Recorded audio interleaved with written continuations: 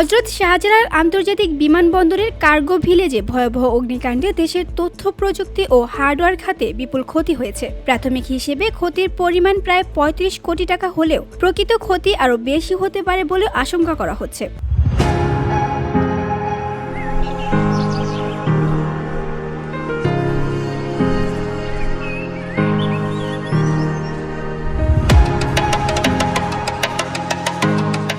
Bangladesh computer সমিতি এক বিজ্ঞপ্তিতে জানিয়েছে, অগ্নিকাণ্ডে তাদের সদস্য প্রতিষ্ঠানগুলোর আমদানিকৃত বিপুল পরিমাণ তথ্য প্রযুক্তি পুড়ে গেছে। এতে দেশের প্রযুক্তি সরবরাহ ব্যবস্থায় বড় ধরনের ধাক্কা লেগেছে।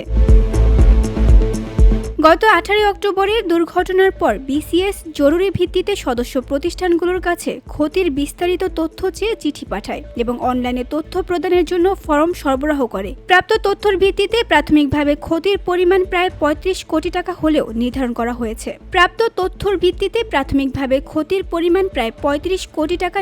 করা হয়েছে। ক্ষতিগ্রস্ত কোম্পানিগুলোর মধ্যে উল্লেখযোগ্য হল Smart Technology Bangladesh Limited, Datatech Computer, Newtech Technology, Dihan Enterprise ও রিফ সিস্টেম।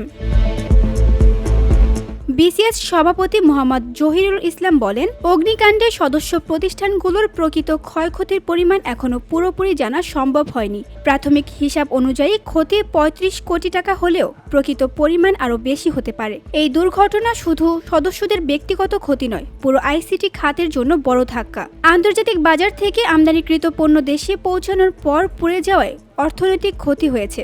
ভবিষ্যতে এমন দুর্ঘটনা রোধে সংশ্লিষ্ট দপ্তরগুলোর সমন্বিত উদ্যোগ জরুরি। ভিওরি বাংলা নিউজ ডেস্ক।